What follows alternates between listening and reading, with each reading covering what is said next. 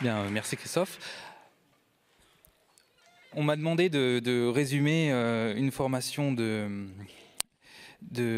4 heures. Enfin, en fait, nous, Reporters sans frontières, on fait des formations de 4 heures jusqu'à 3 jours. On m'a demandé de la résumer en 10 minutes. J'ai accepté le challenge.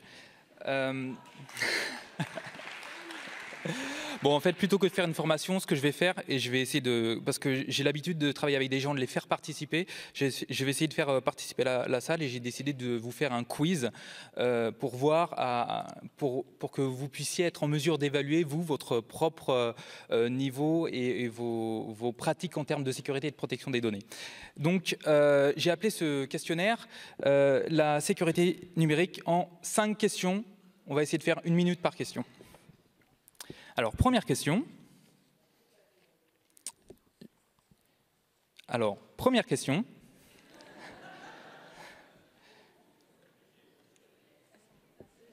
Juste un petit clic supplémentaire, s'il vous plaît. Alors, est-ce que ce mot de passe-là, UAD7$KSK, je ne vois pas très bien, mais c'est à peu près ça, est-ce que c'est un mot de passe robuste? Alors, j'ai fait exprès des questions fermées, on va voter. Alors, qui pense que c'est un mot de passe costaud? Levez la main, s'il vous plaît. Alors, très bien. Donc, bon, on va dire, à la grosse louche, il y a un tiers de la salle. Alors, la réponse, non, ce n'est pas un mot de passe costaud. Pourquoi? Parce qu'en fait, et c'est ce qu'on voit en formation avec les journalistes ou les émetteurs d'informations, ce qui fait la robustesse d'un mot de passe, c'est pas le nombre de jeux de caractères. On vous a appris pendant des années qu'il fallait mettre des $, des pourcents, des K, des minuscules et des majuscules. Ça ne sert à rien, sinon à faire en sorte que le mot de passe soit difficile à retenir. Donc il faut arrêter de penser mot de passe, il faut penser phrase de passe. Et qu'est-ce que c'est une phrase de passe? C'est par exemple une très bonne phrase de passe pour protéger vos comptes en ligne, que ce soit Gmail ou autre, c'est je suis ce soir au théâtre du Châtelet. Il y a plus de 30 caractères avec des majuscules, des minuscules et des caractères spéciaux qui sont les accents, les espaces. Et ça, c'est un vrai bon moyen de protéger son compte Gmail, Twitter, Facebook ou même votre ordinateur. Alors, à propos d'ordinateur, question suivante.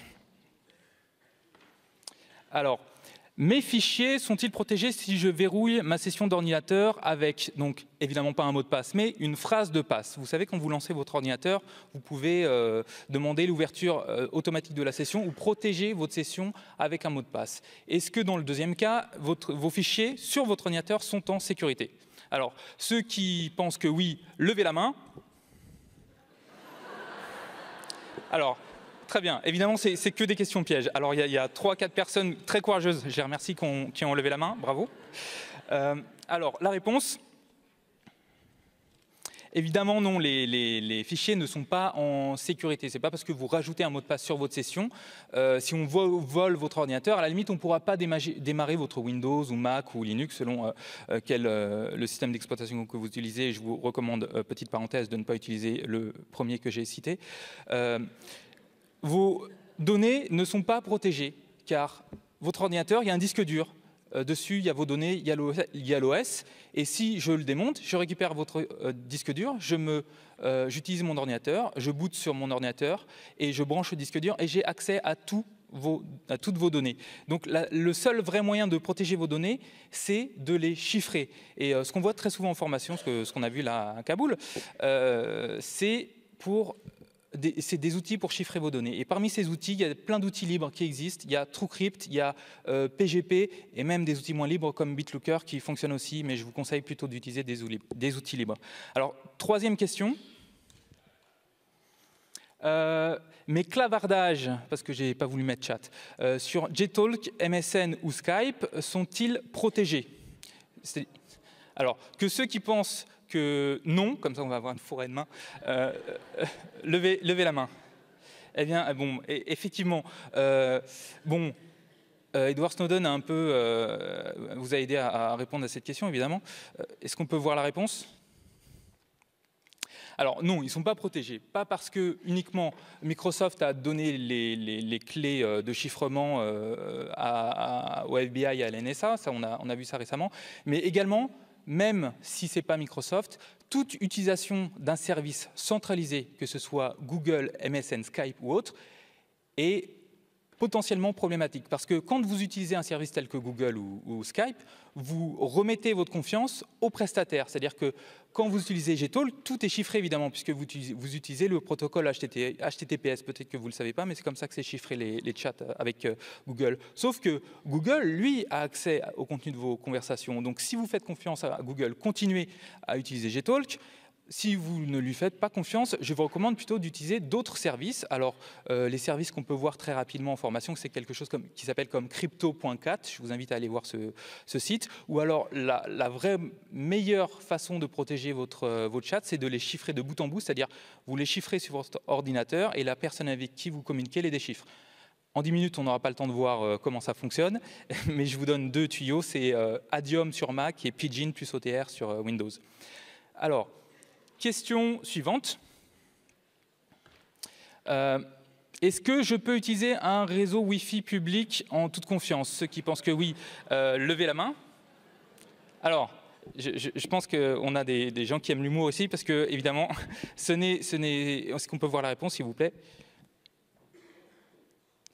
Non, un réseau Wi-Fi, c'est un réseau qui est potentiellement un réseau Wi-Fi public. En plus, c'est un réseau qui est potentiellement dangereux, au sens où lorsque vous faites quelque chose sur Internet, quand vous allez visiter un site web ou quand vous allez écrire des mails sur votre webmail, entre votre ordinateur et le serveur web sur lequel vous visitez une page ou vous écrivez un mail, il y a un nombre assez important d'intermédiaires. Dans le cas d'un réseau Wi-Fi public, il y a la machine qui vous sert le réseau Wi-Fi public. Après, il y a le fournisseur d'accès et après, en schématisant, on arrive sur le site. Le problème, c'est que vous ne connaissez pas. Vous avez peut-être confiance en votre fournisseur d'accès, très bien. Par contre, la personne qui gère le point d'accès public, vous ne la connaissez pas. Et encore une fois, c'est toujours la même chose en sécurité. On remet sa confiance dans cette personne-là. Et dans le cadre de l'utilisation d'un réseau Wi-Fi public, la personne qui contrôle le point d'accès Wi-Fi peut voir l'ensemble des données que vous envoyez sur Internet. Donc il y a 2 solutions. Comme je disais tout à l'heure, c'est le chiffrement de bout en bout, où nous, ce qu'on fait chez Reporters sans frontières, on donne aux journalistes ce qu'on appelle des VPN. C'est comme un petit tuyau qui permet de chiffrer toutes vos conférences, tout ce qui sort vers Internet depuis votre ordinateur. Donc attention lors de l'utilisation d'un réseau public Wi-Fi. Alors question suivante. Et c'est la dernière. Donc, est-ce que mon smartphone est plus protégé que mon ordinateur? Alors, les oui, levez la main, s'il vous plaît. D'accord. Alors, est-ce qu'on peut voir la réponse? Évidemment, donc, non, parce que votre smartphone, en fait, c'est un ordinateur. Donc, tout ce qui s'applique à votre ordinateur s'applique sur un smartphone, et c'est même encore plus complexe au sens où vous avez en plus votre opérateur et le smartphone, il est dans votre poche, vous l'utilisez au quotidien, vous ne pensez même pas que c'est quelque chose qui est porteur d'un danger d'interception. Alors, nous, ce qu'on conseille quand on fait des formations, c'est soit vous apprenez par cœur à vous servir de votre smartphone.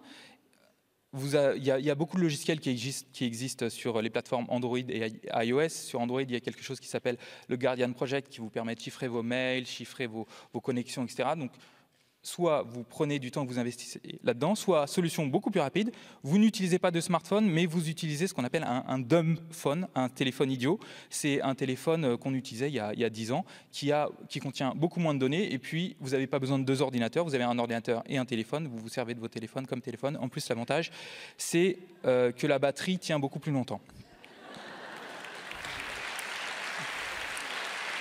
Alors, j'ai fini. Tous ces conseils, on les met, est-ce qu'on peut avoir, s'il vous plaît, la suite? On publie un kit de survie numérique chez Reporters sans frontières à destination des journalistes, blogueurs, émetteurs d'informations, net citoyens. Et tout ce dont j'ai parlé très très vite, tout ça est disponible sur ce site wefightcensorship.org. Merci.